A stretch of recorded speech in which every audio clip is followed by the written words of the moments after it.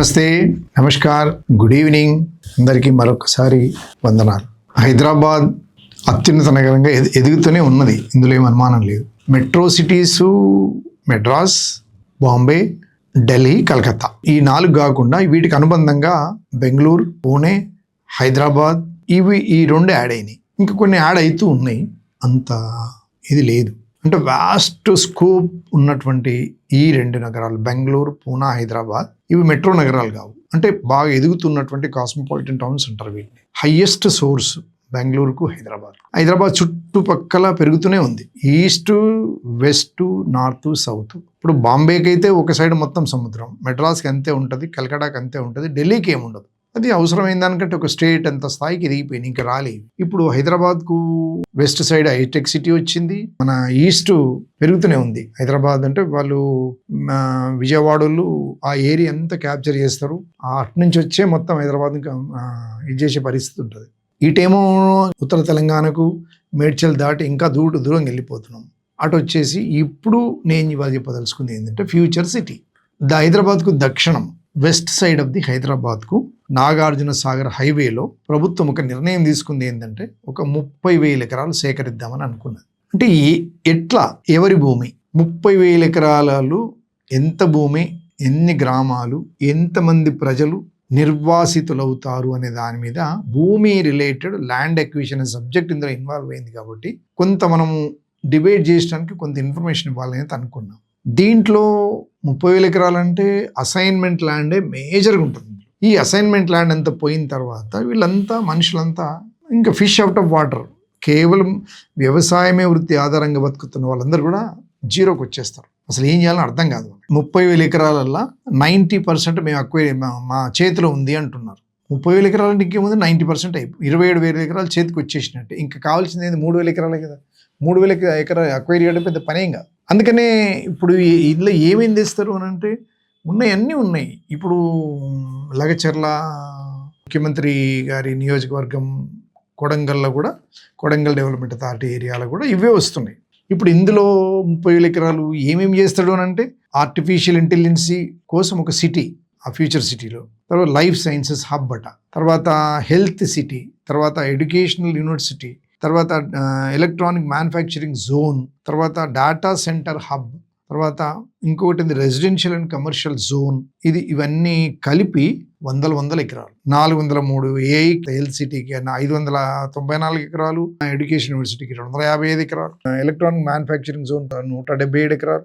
ఇదంతా కలిపితే కూడా డేటా సెంటర్, తర్వాత ఇదంతా కలిపితే కూడా ఒక 13,000 ఎకరాలు కూడా అయితే లేదు.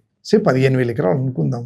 అయినా కూడా ఇంకా 15,000 ఎకరాలు ఏం చేస్తారా అంటే ప్రభుత్వాలు వ్యవసాయం చేసుకునే ఒక ఎంప్లాయ్మెంట్ నుంచి మేము కృత్రిమ మేధతోని, లేకపోతే ఒక ఇండస్ట్రియల్ స్లోగన్తోని, లేకపోతే ఇంకేదో డిఫరెంట్ ఏరియాలో ఎంప్లాయ్మెంట్ కల్పిస్తాం అని అంటే మనము గుడ్డి లెక్క ఏం లేదు. 56 గ్రామాలు. ఇందులో ఏంటంటే టోటల్గా GOMS నెంబర్ 69 మార్చ్ 25లో వచ్చినటువంటి జీవో, దాంట్లో 56 గ్రామాలు ఉన్నాయి.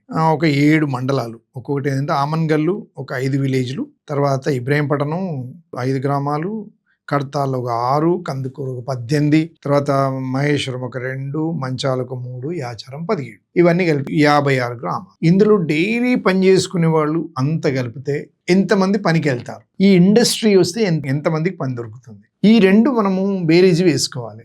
అంటే ప్రభుత్వం ఎంప్లాయ్మెంట్ అంటే ఇతను పనే కదా, ఏదో పని చేయాలి కదా. పంట పండించాలంటే సగం మంది ఉట్టుకున్నా కూడా భూమి అయితే ఉంటుంది కదా, ఎప్పటికీ ఉంటుంది భూమి. అంటే ఇప్పుడు ఏంది, మన ఈ అమౌంట్ ఇస్తా అంటున్నారు, ఎక్స్గ్రేషియా ఇస్తారు. On par with patta lands ఇవ్వమని చెప్పి కూడా జడ్జిమెంట్ వచ్చింది. ఆ జడ్జిమెంట్ వేసుకుని ఇస్తారు, అది కాదంటలేము. కానీ దాని తర్వాత ఏం చేస్తారు డబ్బులు అయిపోయాక అనేది మనం చాలా బేసికల్గా న్యాచురల్ జస్టిఫికేషన్గానే మాట్లాడుకోవాలి. మనం ఎక్కువ తక్కువ పెద్ద లోతు ఏదో పెద్ద అన్వేషణ అవసరం లేదు. ఈ 56 గ్రామాల ప్రజలు ఇవన్నీ కాంపాక్ట్ చుట్టూ కంపౌండ్ వాళ్ళతోనే లోపల పనులు అవుతుంటాయి. అందులో ఏం పని చేస్తారు? పని దొరుకుతుంది వీళ్ళకు.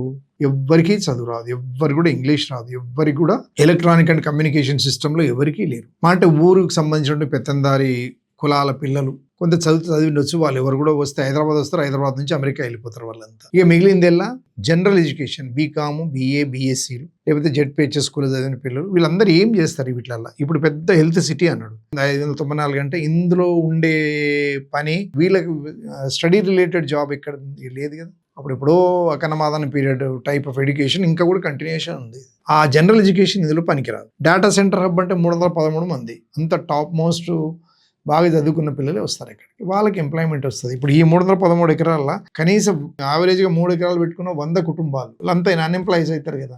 తర్వాత ఇప్పుడు ఎలక్ట్రానిక్ మ్యానుఫ్యాక్చరింగ్ జోన్ 2177 ఎకరాలు అంటే దాదాపు ఒక చిన్న గ్రామం కూడా అన్ఎంప్లాయ్మెంట్ అయిపోతుంది. ఇప్పుడు ఇది మ్యానుఫ్యాక్చరింగ్ జోన్ అంటే ఒక కంపౌండ్ వాల్ కట్టి ఎలక్ట్రానిక్ సంబంధించిన చిన్న చిన్న షెడ్లు వాళ్ళకు కొంత కార్ పార్కింగ్ వాళ్ళు ఉంటుంది, కిల్లు ఇవన్నీ కలుపుకొని ఇది పెడితే ఎట్లా మరి ఇది మనం అడగొద్దా? ఇప్పుడు ఎట్లయిపోతుందంటే లావణి పట్టా, డీఫామ్ పట్టా ఇవన్నీ మా భూములే, మీరేం అడగొద్దు, మేము తీసేసుకుంటాం, నువ్వేమైతే మాకు అనవసరం అని అది వచ్చింది. పట్టా ల్యాండ్సా, ఓకే ఎక్కిస్తాం, వాళ్ళకి 20 లక్షలు ఇస్తున్నాం, మీకు 30-40 లక్షలు ఇస్తాం, అయిపోద్దా? అట్లా కాదు కదా. మనం అందరం కూడా ఒక ఊళ్ళల్లో ఉండి ఇది అన్యాయం అని లోపల కుమిలిపోయే వాళ్ళు ఉంటారు చాలా మంది. ఇది ఎవరిని అడగాలి అర్థం కాదు. ముఖ్యమంత్రి ఈ పని మాకేం తెలుసు, మా ఊరు సర్పంచ్ పోతారు, సర్పంచ్ కూడా కాంగ్రెస్, పోనీ ఎంపీటీసీ ఆయన కాంగ్రెస్, అందరూ కాంగ్రెస్, మరి ఎవరు టీఆర్ఎస్ వారు వరుతారు. రేపు టీఆర్ఎస్ వచ్చినాక అదే పని చేస్తారు. ఎందుకు వరుతారు అంటే తిరిగి వాళ్ళు ఎన్నుకోవడం కోసం వరుతారు, అంతే తప్ప మీ క్షేమం గురించి మరవరు. అందుకనే మనం ఒక చిన్న ప్రతి ఊరు 56 గ్రామాల ప్రజలు ఏమని తీర్మానం చేయండి అంటే, ల్యాండ్ అక్వైరీ చేసే బదులుగా మా పేరు మీద ఉన్న భూములను లీజుకు తీసుకోండి అని చెప్పి గౌరవ ముఖ్యమంత్రి గారికి అందరూ గ్రామ పంచాయతీ వార్డు సభ్యుల నుంచి రాసి పంపియండి. ఎందుకంటున్నా అంటే డేటా సెంటర్ హబ్ 313 ఎకరాలు అన్నారు, ఓకే, మనము ఎప్పుడు అభివృద్ధిని కాదనొద్దు, కానీ ఎవరి జీవితాలను త్యాగాలు చేయాలి దానికి? అట్లా వద్దు అని అనుకుంటే ఈ 313 ఎకరాల పట్టేదారులను ఇందులో షేర్ హోల్డర్గా పెట్టేటట్టు, అంటే వీళ్ళందరూ కూడా దీనికి లీజుకి లీజ్ ఒక 20 ఏళ్ళ అగ్రిమెంట్ ఉండాలి. అది ఒకవేళ ఇప్పుడు ఇది ఏమవుతుంది, data centre hub existing government ప్రస్తుతం కాంగ్రెస్ ప్రభుత్వం ఉంది, తర్వాత టీఆర్ఎస్ వచ్చినాక తీసి పారేస్తారు, ఈ భూమి అంతా గవర్నమెంట్కి వెళ్ళిపోతే వీళ్ళు రోడ్డు మీకు వస్తారు. అట్లా కాకుండా మీరందరూ మేము ఇస్తున్నాం సార్, కానీ లీజ్కి ఇస్తాము, ఇప్పుడు ఒకవేళ ఇది కనుక అయింది అనుకో మళ్ళీ ఎవరి భూమి వాళ్ళకి ఇచ్చేటట్టుగా పెట్టుకో. కొద్దిగా ఆలోచించండి దయచేసి.